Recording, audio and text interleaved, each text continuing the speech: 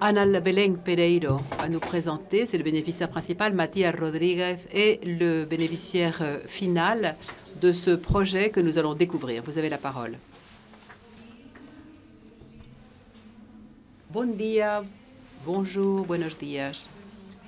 C'est un plaisir et pour moi de participer à ces rencontres de présentation de la nouvelle période et d'avoir l'opportunité de vous présenter ce projet Get4Gas. Notre projet a commencé en avril 2018 et il a pris fin en septembre 2021 avec un budget de 1 700 000. Notre projet porte sur un des axes prioritaires du programme qui est le changement climatique. Et en particulier, un des gaz à effet de serre les plus puissants, les moins connus, qui sont les gaz fluorés. Et pourquoi est-ce que cela est important? Eh bien, parce qu'une seule molécule de gaz fluoré risque de provoquer un réchauffement climatique 23 000 fois plus forte que le CO2 et contribue donc ainsi au changement climatique avec l'aggravant de demeurer très longtemps dans l'espace. Ces gaz sont utilisés massivement dans les équipements d'air réfrigéré, d'air conditionné et pour les frigidaires et équipements de cette nature. Ça a été une solution magique pour les problèmes de la couche d'ozone, mais au fil des ans et au fil de l'utilisation qui en a été faite, on s'est rendu compte qu'ils avaient un fort potentiel de réchauffement global. Nous avons mis en œuvre dans notre projet, pour la première fois dans ce secteur, celui de la climatisation et de l'air réfrigéré, on a appliqué pour la première fois le concept d'économie circulaire pour pouvoir séparer et purifier des gaz fluorés purs ayant contenu dans les réfrigérateurs de deuxième, troisième génération et à fort potentiel de réchauffement, les réutiliser donc pour essayer de trouver des systèmes pour en mettre moins volume de ce gaz qui a, comme je le disais, une forte capacité de réchauffement global. C'est donc la première fois que l'économie circulaire est appliquée dans ce secteur. Cet exemple est très clair et nous explique que les solutions doivent être transnationales, qu'on arrive à des solutions compétitives qui satisfassent les parties intéressées. Au résultat, on n'y arrive que si ces solutions sont globales et si elles sont portées conjointement. En effet, la réglementation européenne a été appliquée différemment en France, en Espagne et au Portugal. La mise en œuvre de la réglementation européenne est différente selon les pays et le travail de collaboration nous a permis de suggérer aux administrations publiques des politiques conjointes ou des abordages conjoints qui permettent de faire face et de trouver des solutions à ces problématiques. Aujourd'hui, maintenant, Matías Rodríguez, qui est un des partenaires du projet, va nous donner son point de vue sur ce sujet.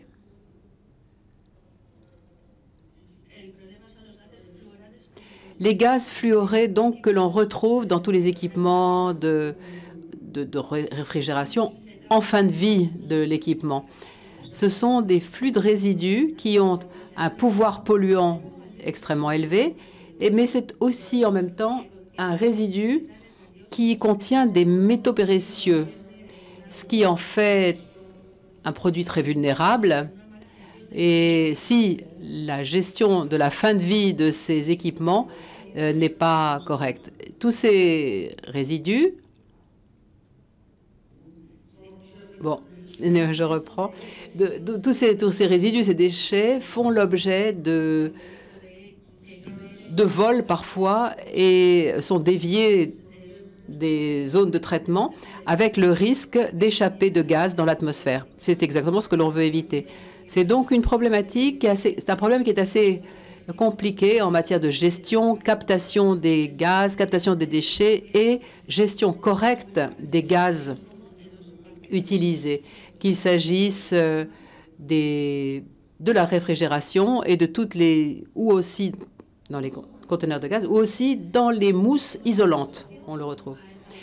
Notre groupe était dirigé par l'Université de Nova de Lisbonne avec différentes universités espagnoles et françaises qui ont été extrêmement importantes pour la mise en œuvre des différentes technologies, des différentes solutions en vue de la séparation et de la purification de ces éléments, de ces composantes. Nous avons aussi bénéficié de la collaboration de différentes entreprises qui ont été essentielles car, du point de vue technologique, il faut pouvoir développer les théories et ensuite la théorie, passer à la technologie, convaincre le secteur des professionnels. Et il y a dans cette idée 2 collaborateurs espagnols, TIT ICEUGA, pour la réalisation technologique et la capitalisation, qui sont des tâches, comme le disait Antonio, extrêmement importantes pour ce type de projet, la capitalisation. Nous avons eu aussi comme bénéficiaire une administration publique qui était le gouvernement régional de la Galice, la Xunta, avec un cluster français et l'Université de Clermont-Ferrand en France, qui a participé aussi au transfert de nos résultats, une entité dépendante de l'Université de Clermont-Ferrand. Et nous avions comme membre partenaire aussi une ONG portugaise extrêmement active, Zero, qui nous a apporté énormément d'expérience et d'informations en la matière. Et Mathias va nous expliquer maintenant le rôle fondamental de LP Espagne-Portugal dans notre projet. La plateforme européenne de recyclage, European Recycling Platform, a développé un co-organisme de responsabilité. En portugais, c'est l'entité gestionnaire, et qui représente la responsabilité vis-à-vis des produits, à savoir assurer aux équipements qui sont sur le marché une fin de vie qui soit correcte pour proposer des solutions de gestion qui soient respectueuses de la réglementation en vigueur en Europe et dans chaque pays, en essayant bien sûr que les solutions trouvées, les solutions adoptées soient financièrement abordables et pas trop chères. Nous sommes le financeur et l'organisateur dans le cercle de cette économie circulaire. Nous sommes donc en charge de la gestion de la fin de vie de ces équipements. Et nous avons donc un rôle transversal pour ce qui est de la gestion des frigorifiques, des frigidaires et des équipements d'air climatisé, d'air conditionné. Nous avons, grâce au projet, développé 2 prototypes qui nous ont permis de séparer et purifier ces composantes. Et ce sont des résultats qui sont faciles à appliquer et durables. Nous avons également développé un outil qui est gratuitement disponible sur notre site Web, où toutes les parties intéressées peuvent classer les résidus qui contiennent du gaz fluoré. Par ailleurs, les consommateurs peuvent consulter, dans ce même outil, peuvent consulter le potentiel de réchauffement global des frigidaires ou des équipements de climatisation qu'ils ont à domicile. Nous pouvons ainsi faire un achat responsable en choisissant parmi les équipements qui contiennent des réfrigérants à faible capacité de réchauffement. Sur notre site Web, nous avons donc cet outil qui permet aux usagers, qui permet aux consommateurs de faire cet achat responsable. Dans cet outil, il y a aussi une section qui permet de vérifier que les parties intéressées, comparent les différentes technologies envisageables pour la séparation et le traitement de ces composants. Et Mathias va nous expliquer 2 autres résultats de ce projet, 2 produits. En effet, ce sont 2 produits qui entre dans le concept de communication et divulgation du projet. Dans notre secteur, qui est un secteur des déchets, secteur en réalité de gestion des déchets, dans notre domaine d'action, donc, il est essentiel de pouvoir utiliser des produits de communication porteurs. Et nous en avons donc développé deux.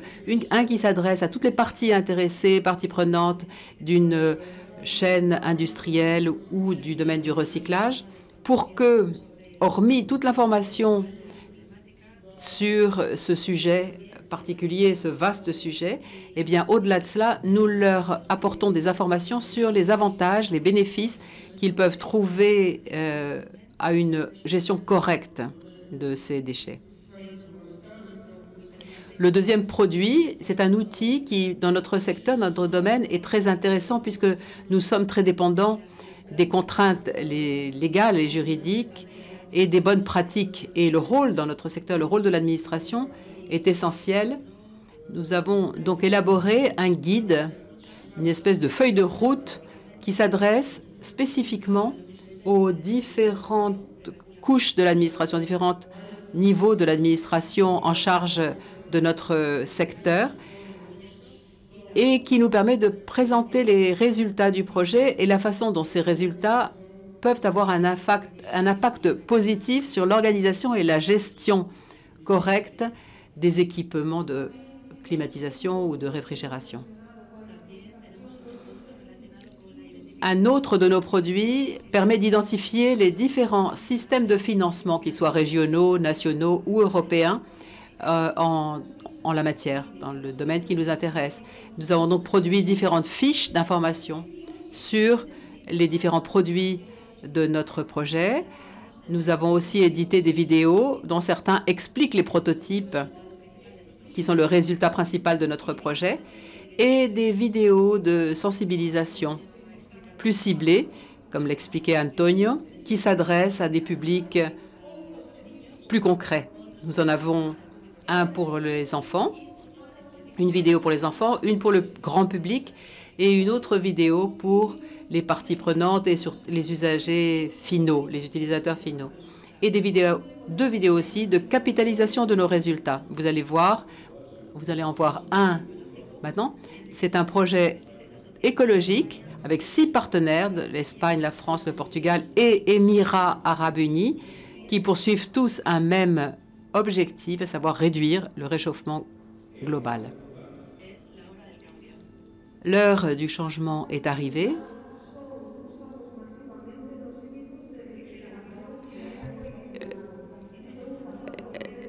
Nous utilisons tant au niveau... No âmbito deste projeto, desenvolvemos 2 protótipos. On n'entend pas très bien en cabine pour traduire.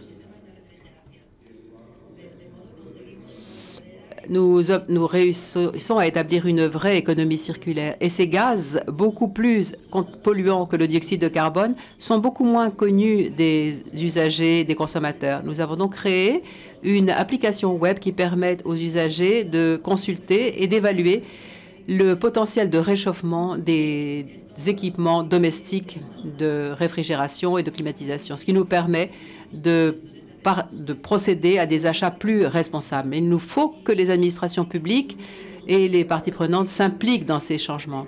Si on s'intègre à ce système, si tous les flux sont contrôlés, nous réussissons à réaliser et à appliquer cette économie circulaire en matière de recyclage des déchets, de sorte à faciliter l'apparition de nouveaux réfrigérants, produits réfrigérants moins réchauffants au niveau global. Et le moment de l'union est arrivé, il faut nous unir et il faut, pour ce faire, transférer le résultat de nos projets à la Commission européenne et s'assurer que des solutions viables sont adoptées. Kate for Gaz arrive à la fin du projet, mais nous n'en finirons pas là. Les technologies que nous avons conçues vont être mises en pratique et l'heure est venue d'agir pour notre planète et pour nous tous.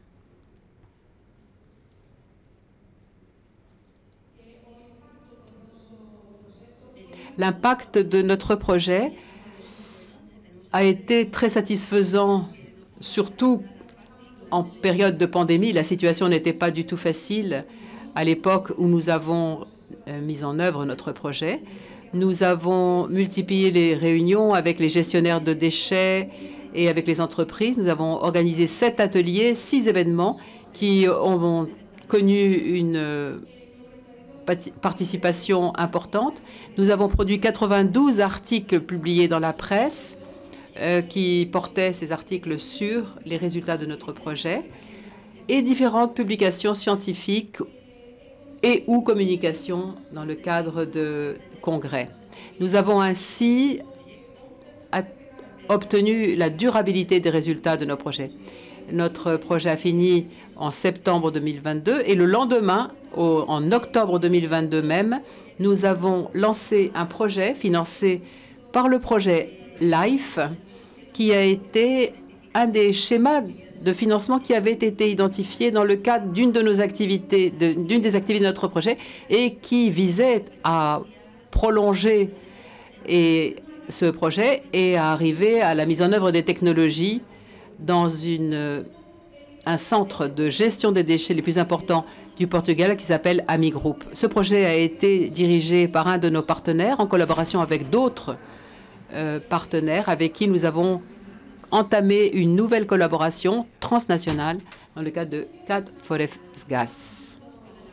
Quelques conseils, si vous permettez, lorsque vous allez préparer de nouvelles ou une proposition pour ce nouvel appel. Analysez bien la logique d'intervention, suivez les objectifs spécifiques, respectez les indicateurs et vérifiez bien que votre problématique est bien commune au domaine sud-ouest, au domaine territorial, et proposez des solutions qui soient communes et transnationales. Utilisez toujours un langage qui soit clair, compréhensible, facile à lire et à comprendre pour les évaluateurs.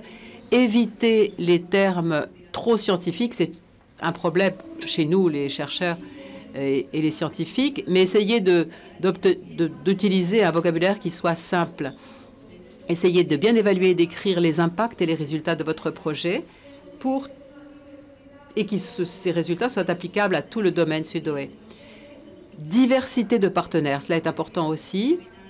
Évitez les trop grands partenariats, les consortiums trop étendus, trop vastes. Évitez de faire ce que nous avons fait. Ça s'est bien passé, mais des groupes trop importants multiplient les problèmes. Des problèmes qui sont permanents, qui sont inévitables et qui requièrent beaucoup de coordination et qui nécessitent qu'on y passe du temps. Les partenaires ont un rôle très important dans ces projets. Ils peuvent être importants à tout moment, au moment de la capitalisation, au moment de la sensibilisation à nos projets. Et le groupe, le partenariat que vous allez constituer tous les membres de ce partenariat doivent être responsabilisés ou impliqués dans ces actions. Attention aussi à la solvabilité de votre projet, solvabilité technique et solvabilité financière. Nous avons eu 2 ou 3 problèmes dans ce domaine. Faites attention aussi au personnel qui va animer et porter le projet. Des problèmes peuvent survenir si votre salaire est payé par une autre institution qui n'est pas le bénéficiaire du projet, par exemple. C'est un exemple des problèmes que vous pouvez rencontrer. Planifiez bien aussi toutes les activités. Planifiez rigoureusement toutes les dépenses, tous les chapitres budgétaires de votre projet. Tout doit être très planifié. Et tout ce qui n'est pas envisagé et bien planifié dans la deuxième étape ne pourra plus être modifié après, parce qu'il n'y a plus de marge de manœuvre en termes de modification. Je vais laisser la parole à Mathias qui va nous expliquer l'importance de la collaboration. Pourquoi est-ce que la collaboration est importante dans ce type de projet? Pour ce qui nous concerne, dans le domaine des déchets, la collaboration est fondamentale car, nous le disions, nous avons adopté le système de l'économie circulaire avec des intervenants qui ont des profils très particuliers, qui ont des intérêts spécifiques et des expertises ou des connaissances très diverses. La collaboration est donc la seule manière de travailler ensemble en mettant en commun toutes ces connaissances, toutes ces diversités en définitive, au sein d'un consortium. Et le tout pour essayer de résoudre des problèmes dans l'esprit du projet. Le projet est un projet de recherche et de développement. Mais comme c'est souvent le cas avec les résidus, au-delà de la dimension scientifique et technique, il y a d'autres dimensions, d'autres éléments qui sont également importantes. Les dimensions, les aspects économiques, les aspects technologiques, voire même les aspects sociaux et sociologiques. Et il faut que tous ces aspects soient pris en considération dans des projets de ce type. Par conséquent, la collaboration avec des instances et des entités aux horizons différentes, aux compétences différentes, est absolument essentielle, la collaboration. On a dit, on a répété que les projets devaient avoir ou présenter cet éventail de compétences diverses. C'est extrêmement important. C'est important et c'est très enrichissant aussi. Et j'en parle par expérience. Lorsque la technologie et les chercheurs collaborent avec toutes les autres composants de la chaîne de valeur, tous les autres éléments de la chaîne de valeur, les produits que l'on obtient après cette collaboration sont beaucoup plus solides, beaucoup plus compétitifs, et ils ont une portée et un impact beaucoup plus vaste et plus fort. Et c'était notre objectif.